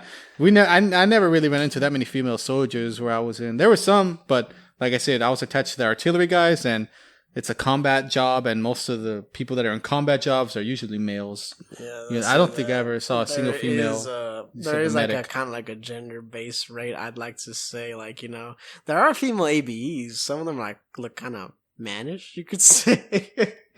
But we do have a couple of they're like rare though. We have a couple of pretty ones. They're like super rare though, but every guy's like horny for them. I hate to say it. Same thing for AVHs. Like the pretty girls are usually like personnel, like admin stuff or H&Ms, things like that. You know, that's where usually the pretty girls are at. Yeah, they're a bunch of horn dogs. My unit, if there was ever one female, like everyone was like all over her. Yes, I will say that. Yeah, that's common. Like, so it's like I don't even really mess with like that's gotta military suck for the women. Females, man. I do say. Can't imagine. Yeah. I still try to be friends with like everyone in general, but like I hate to say, sometimes people do test my patience, especially with the females. I know maybe they don't want to get hit on like that because, you know, they're not there to be like a piece of meat. They're there just to be a soldier or a sailor or whatever.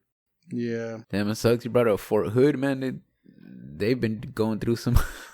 Fort Hood's always had like a lot of bad shit happens there. Is that where the Vanessa? Vanessa. The shooting, a lot of shootings. There was another girl too that the same thing happened to her. That was recently. I heard there was one recently. I know there was another male soldier that went missing.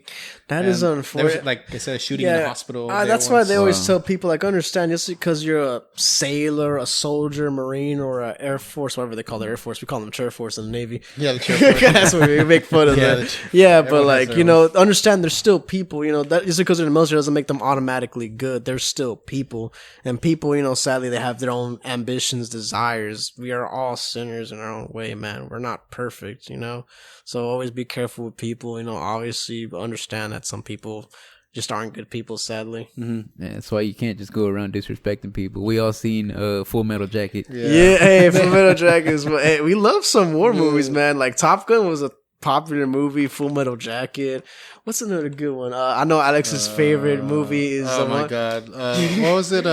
Commander Payne? Is that Yeah, it? Commander Payne. Is that his name? You know what movie I'm talking about? Commander Payne. Yeah. Major Payne. Major Payne. Commander Yeah, Payne. that was Alex's Bro, favorite army movie. I hate that movie because the reason I hate it was like I said, like that story where we got to that orientation place where the cameras were there and everything. On that bus ride after the flight, we had a long bus ride there. And it was like 4 hours, and that was the movie they played. It was Major Payne. Yeah. But obviously, while I watch that movie, I'm just having inner turmoil. Like, what have I done? Like, I really made a horrible decision. Like, I'm really doing this. I can't leave. Like, I'm like, maybe I can jump out the bus. Like, maybe I can jump off and run away. But all I could do was look forward and watch that horrible movie, and just look at that and be like, well, I guess that's kind of what I'm gonna be doing. Like, yeah, I mean, it's kind of funny. Like. Yeah. You look at those movies and you realize, man, that's nothing like boot camp, Yeah.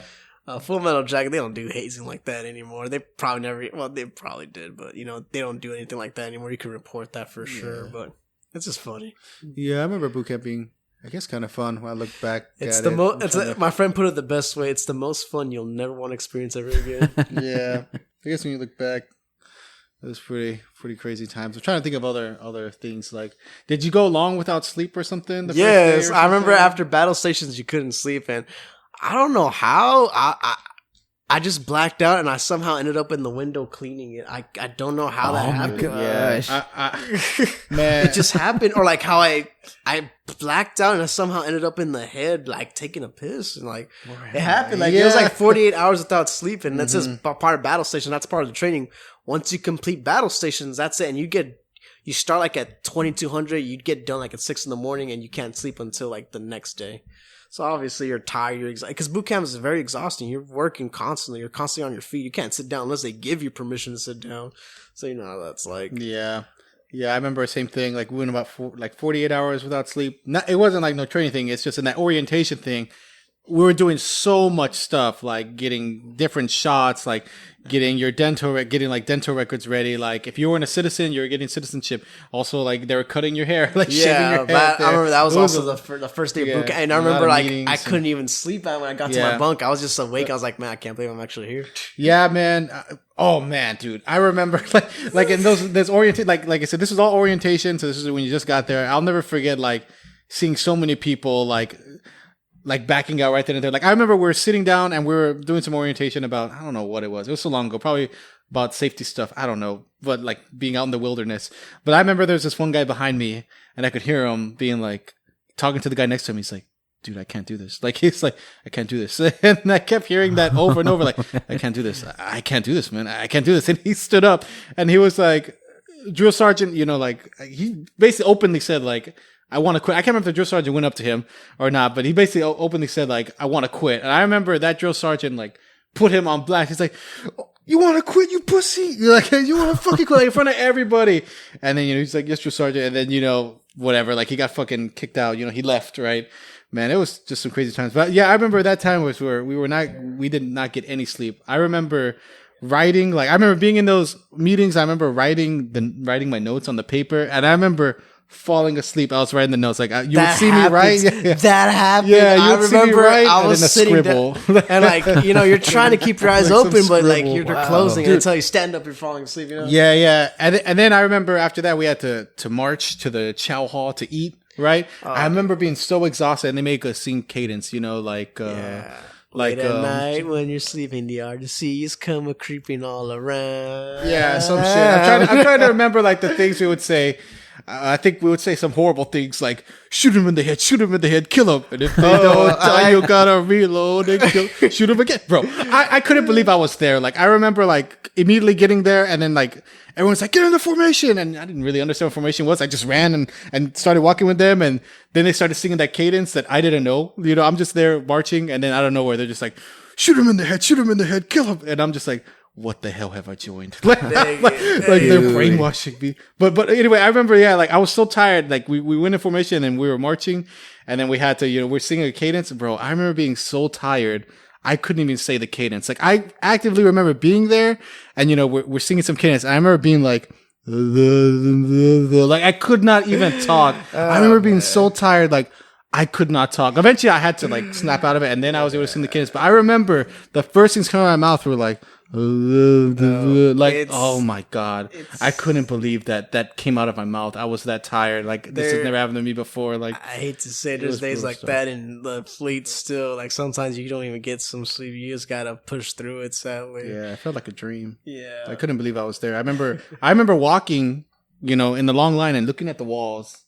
And I don't know why, it's something about the walls, but just looking at the walls and just thinking like, this is a dream. Like, I'm not really here. Like, I just remember that feeling. You ever I'm sure you guys had that feeling before. Yeah. Like, it feels like I'll be honest with you. There's times where I'm doing steam watch late at night in the middle of the ocean, just making sure equipment or steam doesn't drop or hydros don't drop. It's a big rove where you like go back and forth, make sure everything's okay. And sometimes I'm walking down the P-way and I just think to myself, I'm actually here. I'm actually in the middle of the ocean doing a steam watch rove. Yeah. It just clicks in you. I don't know why. Yeah, I remember, that too. Like, when we were doing archery in the middle of the desert, I remember like when it was time to go to sleep. And this part was kind of nice because we're out in the middle of the desert, so there's no light. So, like, it was a beautiful sky, like, just full of stars. I remember I saw a lot of... That's the only time I've seen shooting stars was out there. But I remember laying down and looking up in the sky, which was nice, and thinking to myself, like, damn, all my friends are out having sex and doing cool things. And, we're all young, and I'm like, I'm just here beating my meat with my sandy hands. Oh my god! Yeah, this time. But no, not really that. But I remember thinking, just like, man, I'm really here. Like seeing my friends, like, I don't know, like I remember like the people at the grade below me going to prom or something, and just doing all these things, and they're being out there having fun, and me just laying there thinking like, wow, I'm really out here for going to graduation parties. Yeah, things like that. And I'm like, I'm really out here for another 3 weeks. It sucks, man. Yeah, but I do like when you're out late at night at the boat out in the middle of the sea. You probably see see a lot of stars. Shooting stars it's very beautiful.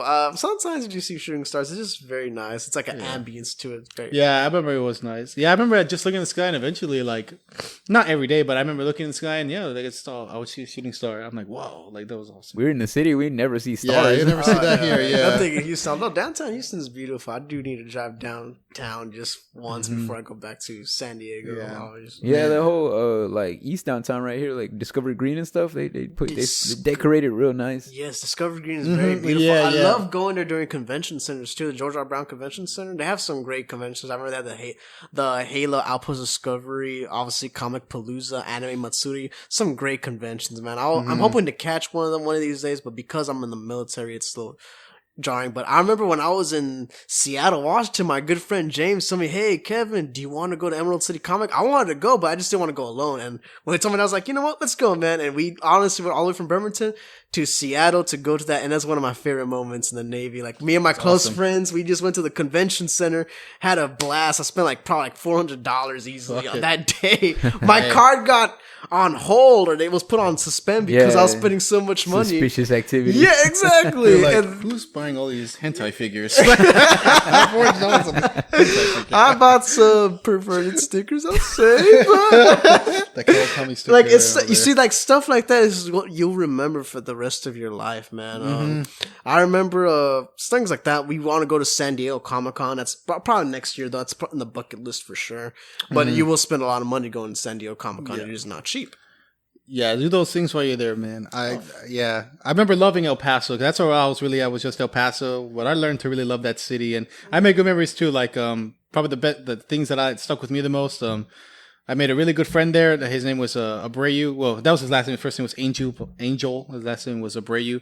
So obviously that's how we call him, just Abreu. And I remember like he was one of the best friends I ever made, and we would always play Smash Bros together. And then it was to the point like we started going to tournaments.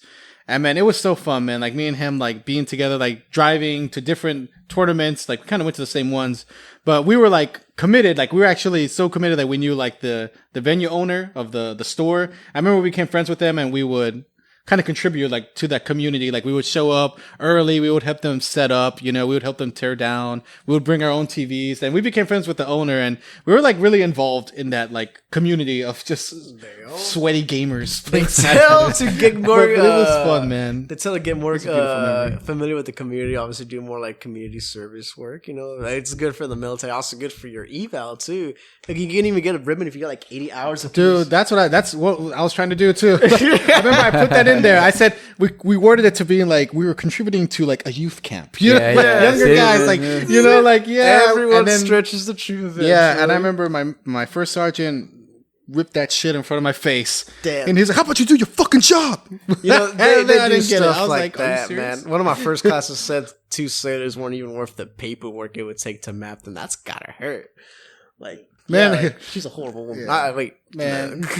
I was just so young back then. I kind of just took it. I feel like me being older, and I think about that back then. I'm like, nah, I probably would have said something. Like, yeah, I was just so young, and there's I just times took where it, like bit you my do tongue have a lot. yeah, like sometimes you want to bite your tongue, but the thing is, if you do, they walk all over you. But you think like it's not okay for some of them to talk to you like that. It really isn't. But like they're still at the. That's why I say brainwashing sometimes work. Like you have to remember your military bearings sometimes, and they think that's an excuse for you to talk down like if you're a piece of shit. And if you talk back, it might make it worse. It can. It can. There is things I always tell be people: careful. choose your battles. Don't argue with the chief. Yeah. Don't argue with command master chief. You're not gonna win that. That's a losing battle. Yeah. Like I remember one of my friends, Aguilar. We were out. The colors were already paraded. Basically, the flag was already hoisted, so you had to have your cover on, regardless, on the ship.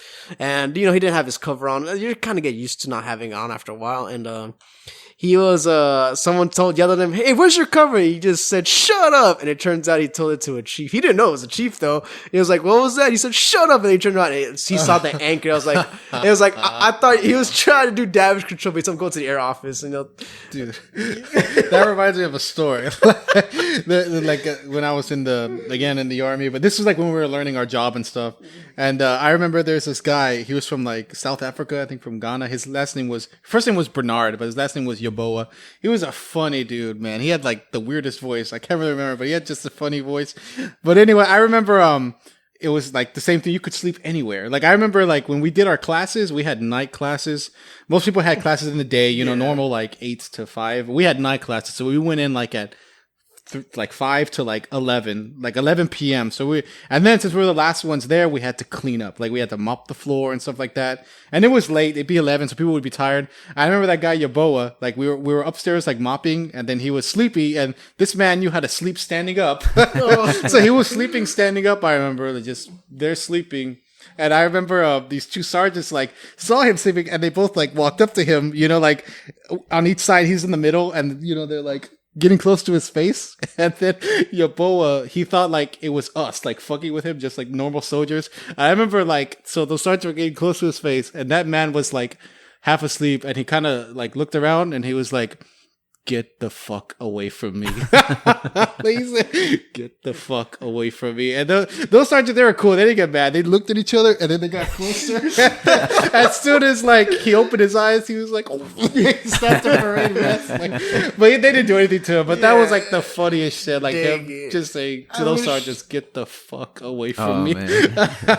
Dude, it was so funny, bro. oh Man, yeah, it was crazy, man. It was just like I said, a lot of good times. you meet some cool. That's great meeting some people that are like higher above you, but they're cool like that. You can joke around with that. I miss him, man. Yeah, I miss that man. I was like in love with him. He was great, man. I loved him so much, man. Like he was just such a great, funny guy, man. And it's sad when they leave, like all of your friends, all the cool chain of command, they're gonna be gone soon. He went to Korea. My man, AB1 Jolly, Chief Capuska's gonna be gone. Chief Capuska's great, man. He's one leader I wish to be. If I were like stay in the military for like 20 years or something, I don't know if it's gonna happen, but I would like to be like Chief Kapuska. I feel like he cares about his sailors. He jokes around with them. He encourages us to do our job. It's always good work. Yeah.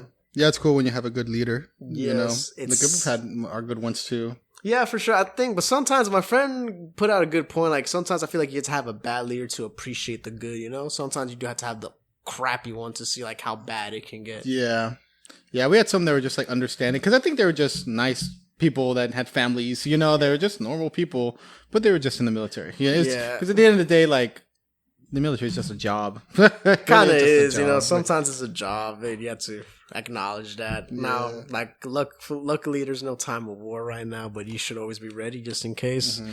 China's doing something naughty right now, but they're taking away our dollar. They're taking away our dollar, yeah.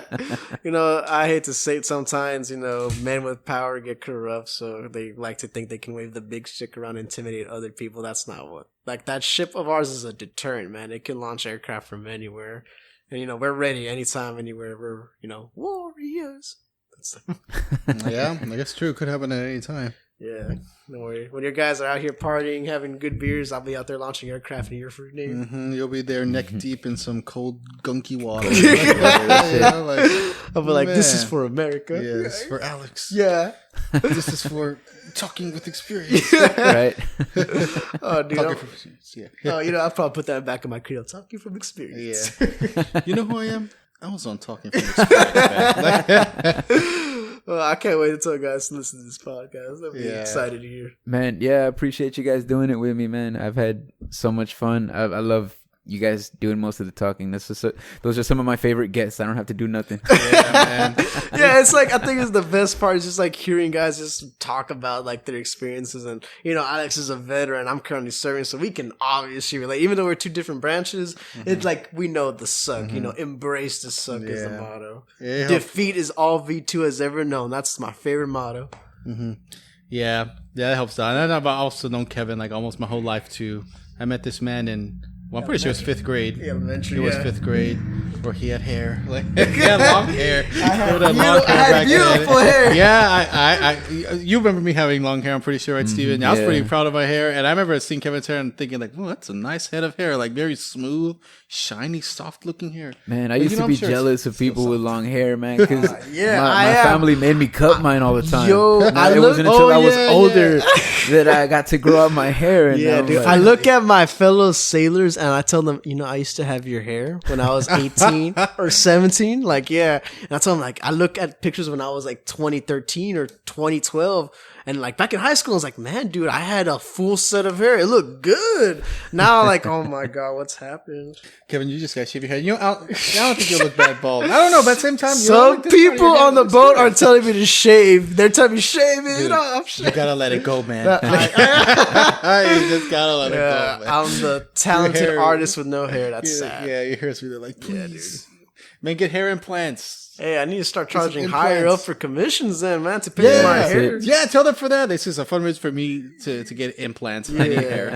And everyone will pay you then. Oh, I'll support you, Kevin. Hey, I need the Navy to pay for it. The Navy pays for women with breast implants? I was surprised. Yeah, that is really fucking crazy. Some women have claimed they have low self-esteem because of their body positivity. Yeah, they get breast implants. That is insane. Like, yeah, when he told me that, I'm like, that.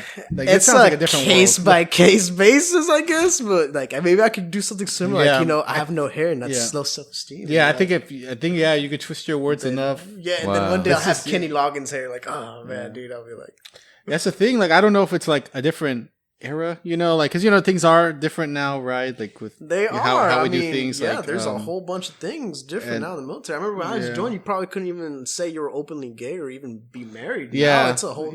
We celebrate all that's happened that recently. In the boat, we celebrate LGBT. More power to them, obviously. We celebrate Black History Month, Hispanic Heritage Month. Like, more power to those people. Like I said, to each their own. It's just a different world now. Back then it's kind of crazy that, sometimes you'd be ostracized by your peers just for having that kind of different beliefs and systems. I know my friend who's a rabbi, he gets to openly practice his religion, which is more power to him, Yeah, that's cool. Yeah, I don't know. Like with mine, it wasn't really like that. You're just a soldier and that's it. Like, we didn't have that many gay soldiers. Actually, we had one. That guy I mentioned, that Abreu, my best friend, he was gay. Like he had a husband and all that. But like, yeah, it's just like no one cared. Like he was still talked the same way. Like how I was called a piece of shit, he'd be called a piece of shit too. Like, I guess, but I mean, I guess with him, like, I don't know. I guess you couldn't tell that he was. But yeah, like we didn't like celebrate anything like that. Yeah, it's just like now it's a different. I guess like it's a different generation now. Yeah, it was before it would celebrate it, we just don't ask, don't tell. Yeah, that was a basic. That was like back in the early 2000s. Yeah, exactly, and I know they changed that. So I guess like I say, Maybe it's because I was with mainly males or something. I don't know if that's what it was. Because like I said, my area was like really grunty, like just grunt work. We have a lot of female sailors for sure. So yeah, I think they're celebrating Women's Heritage Month this month. I think. Yeah, they probably have like a little celebration for that. Yeah, have the men cook. They have me do all. They kind of already do anyway. So we can go ahead and call a recording, man. It's been amazing. You guys want to leave the people with anything? Yeah, shout out to V2 Waste Cats. Meow, we kick ass and take names. What is it? That cat sound's gonna be my new intro. Yeah. You're The listening to cats, Talking from yeah, Experience. it's because, like I said, we're waste cats, so that's what we are. And there's the gear dogs, but I'm a waste cat. Like, Yeah. oh. But yeah, I guess if you want to follow me, just follow Kevillian .art or my last Kevillian _art, just to get some. I guess look at my awesome art pictures, or whatever. I don't know. For all you sailors out there, just know there's opportunity. Outside of the military, there's great opportunity out there. Don't just feel like this is all you can do. When you get out, there's just so many things you can do as a veteran. You can go to school, you can get disability, whatever you learn, you can use as a trade. There's a lot of opportunity out there. So don't feel that, I just need to stay in the military, because I feel like you really do just end up staying in a bubble. Yeah. But there's great opportunity out there. The world loves veterans. We all do great work out there, and so just feel like just get out there. Don't be scared, because I can understand that maybe just getting out is kind of scary, but it's not as bad as you think. And I think that if you were to get out, you have an opportunity that no one else has, where you can have your school being paid for. You can have like other sorts of income coming in, and you can really take an opportunity to figure out what you like. Take and do advantage something. of your benefits. Yeah, please do take advantage. I feel like I should have taken better advantage of mine. I feel like I kind of fucked up on mine. I could have done a little better. If I could go back in time, I would definitely make myself take college more seriously. But, we live and learn. So that's what I think. There's this opportunity out there. And I hope that you sailors take advantage of it. It's I been fun, appreciate Steven. y'all. Yeah, man. Thank you for having us. No problem. Yeah, thanks, Steven. Massive thanks to Kevin and Alex for their time and energy. Check out Kevin's art on Instagram at Kevillian_art, link in the description. Alex didn't have anything to plug, but if you want to hear more of him, feel free to re-listen to this episode. If you liked this conversation and would like to hear more, follow the show on whatever podcast platform you're listening on. Also on Facebook and Instagram at TFXPod, that's TFXPOD. And if you want to take it a step further, the best way for you to show your support and compliment the show is to share this episode with people who you think might enjoy it as much as you did. And remember, actions speak louder than words, and talk is cheap. Till next time. Bye-bye.